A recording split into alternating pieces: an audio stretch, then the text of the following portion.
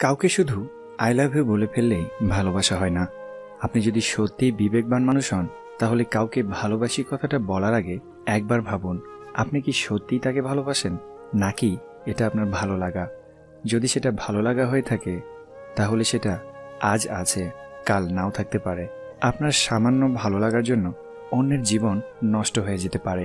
তাই আগে ভালোবাসা কাকে বলে সেটা জানুন এবং বুঝুন, তারপর কাউকে ভালোবাসি কথাটা বলুন। ভালোবাসা কাকে বলে? কারোর জন্য বুকের মাঝে শূন্যতা অনুভব করার নাম ভালোবাসা। কারো সাথে পাশাপাশি চলার তীব্র ইচ্ছার নাম ভালোবাসা। কারো সাথে কথা বলতে না পেরে ছটফট করার নাম ভালোবাসা। কাউকে নিয়ে সারাক্ষণ ভাবতে ভালো লাগার নাম ভালোবাসা। কাউকে সুখী দেখে নিজেকে সুখী হওয়ার নাম ভালোবাসা।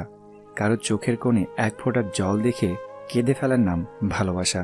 কারো কাছ থেকে কিছু পাবো না ভেবেও কিছু পাওয়ার আশা করার নাম ভালোবাসা।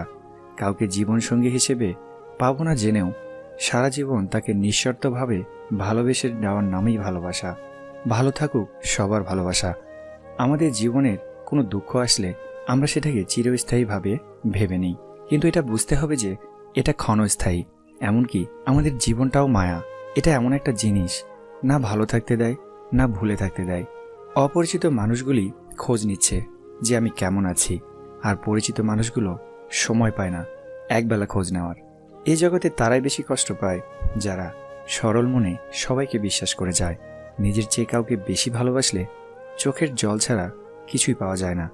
সত্যি কথা বলতে কি, হাসি পায় নিজের উপর, ঠকেও শিক্ষা হয় না, আবার বিশ্বাস করেও ঠকা যায়। হাজার হাজার টাকা উপহার না দিয়ে বিনা পয়সায় একটুখানি গুরুত্ব দিন, দেখবেন সম্পর্ক এমনিতেই ঠিক হয়ে যাবে। কেউ কাউকে ছাড়া বাঁচবে না, এটা খুব বাজে রকমের মিথ্যে কথা। সবাই বাঁচে, খুব ভালোভাবেই বাঁচে। মরে যায় শুধু স্বপ্নগুলো।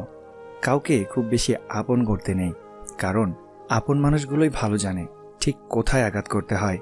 কাউকে অবহেলা করলে কতটা কষ্ট হয় তা তুমি সেদিনই বুঝবে যেদিন তোমাকেও কেউ অবহেলা করবে।